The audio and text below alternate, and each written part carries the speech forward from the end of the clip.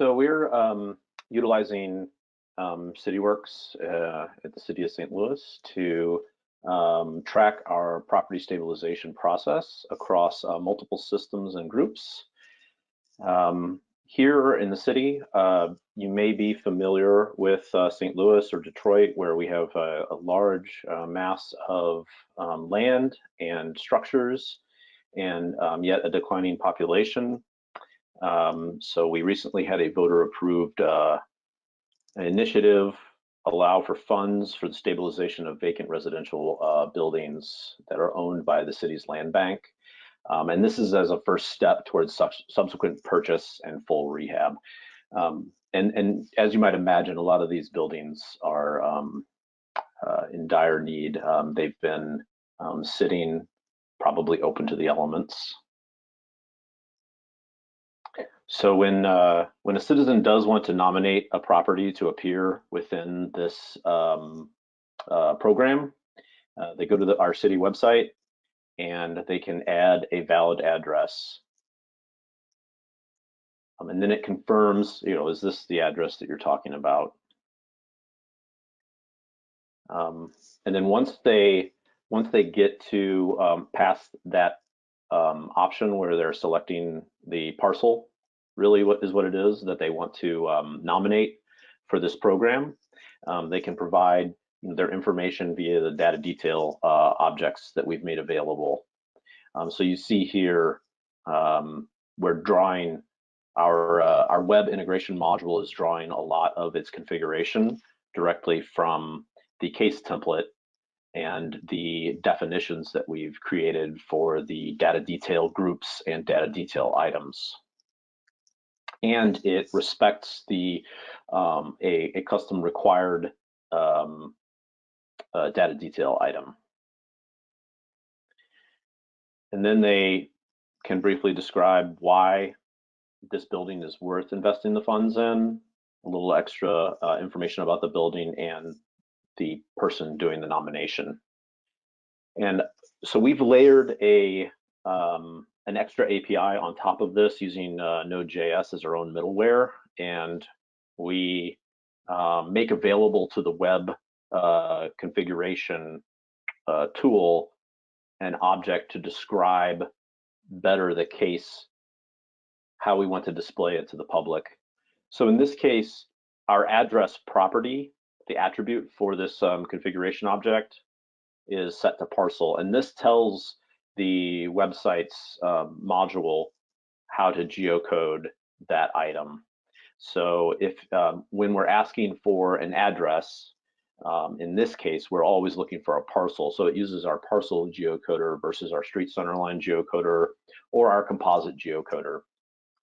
And then to kind of, because we're interacting with the public and we need to provide a little bit more context or a little bit better kind of idea as to, this isn't a small audience.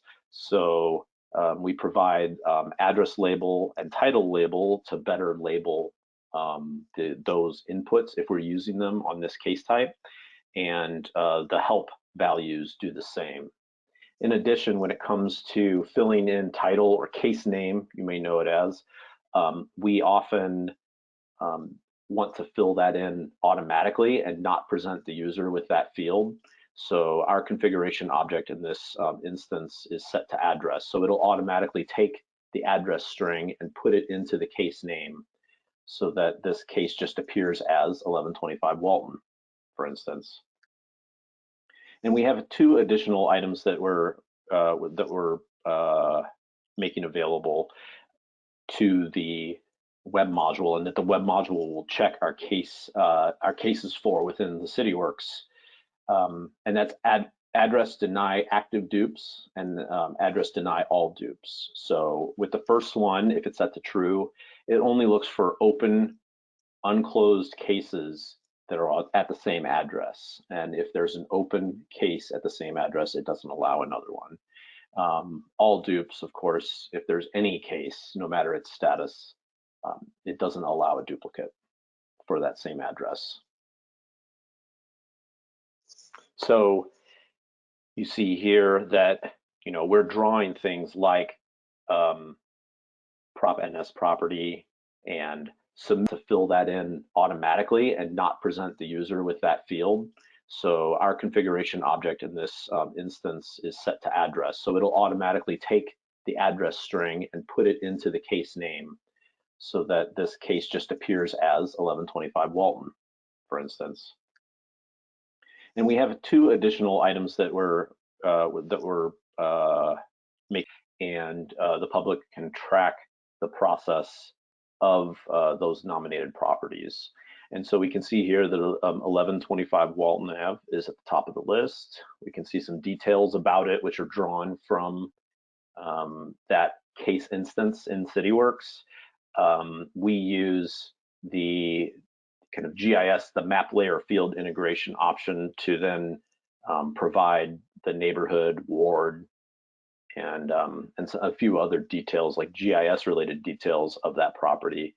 And then the data details to show who nominated it and its current status. In this instance, and we'll look at the workflow in a moment, but it shows that the board result was accepted, and there are now accepting bids from construction companies for stabilization with construction pending. So in this instance, it was nominated by a local community group, and they feel that this it's a 4-unit building and that its location within a historic neighborhood and its extensive neglect along with fire damage makes it a good candidate for improving the quality of life of the surrounding neighborhood. So here's the workflow. And when a property first comes in, it's vetted for eligibility. And then there's a couple more steps here where they do an inspection and assessment just to see if it would even fit within the budget allowed, an impact analysis, and an initial cost estimate and scope. And when they get to those, when we vet a property for eligibility, it's really just making sure that it is actually owned by the land bank. And in this instance, while we're tracking the case within Cityworks PLL, we have a separate system that is a bespoke building division system that manages bid, packaging, and contracting. And so you can see here that the address gets nominated, and we move it into our building division system via a webhook and then some further integrations when we do indicate that that property is eligible.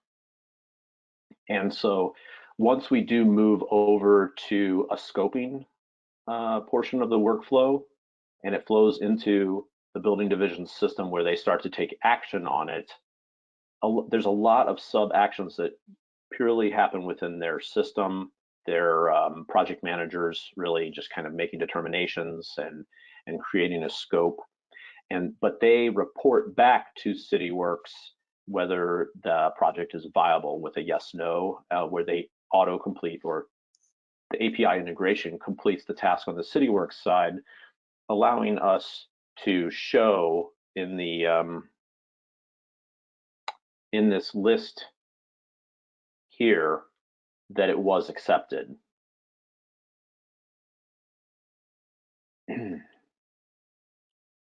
And so our webhook looks something like this, where when this task item completes, we're sending a post request with the simple body over to a particular URL on our building division system.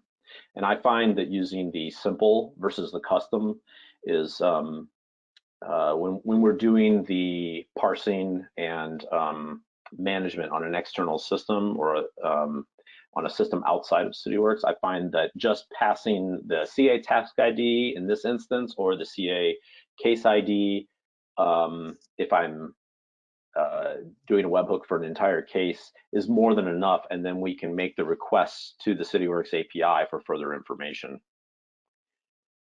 So in this instance, the event itself is when the task is completed, and we're looking at the eligibility of the property. We just want to let the building division system know, hey, be prepared for this property to perhaps go as far as scoping, but just know that we've created it.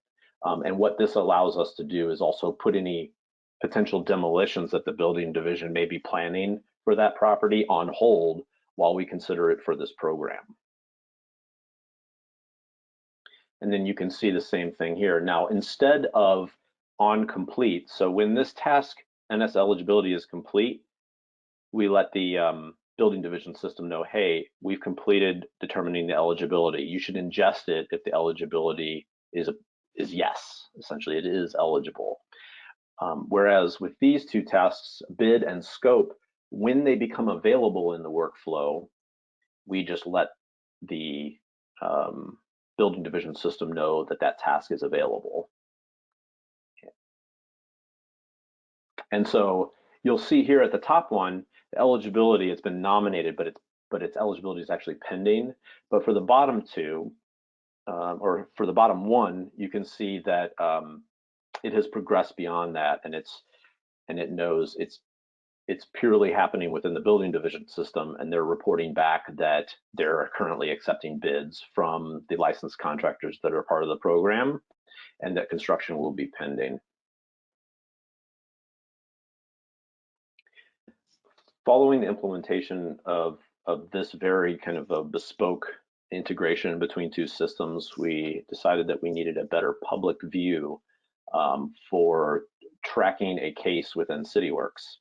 And the group defined some things that we wanted to see, and so we can see the whole workflow under our process and tasks view on the city website. So we can see that the vet property for eligibility was completed and that it was approved versus denied. And then you'll see two additional steps here: initial inspection and assessment by our nonprofit arm of the city, and the impact analysis that they then do. Now, these are really kind of internal tasks that we didn't feel tell the story of this property moving through the process.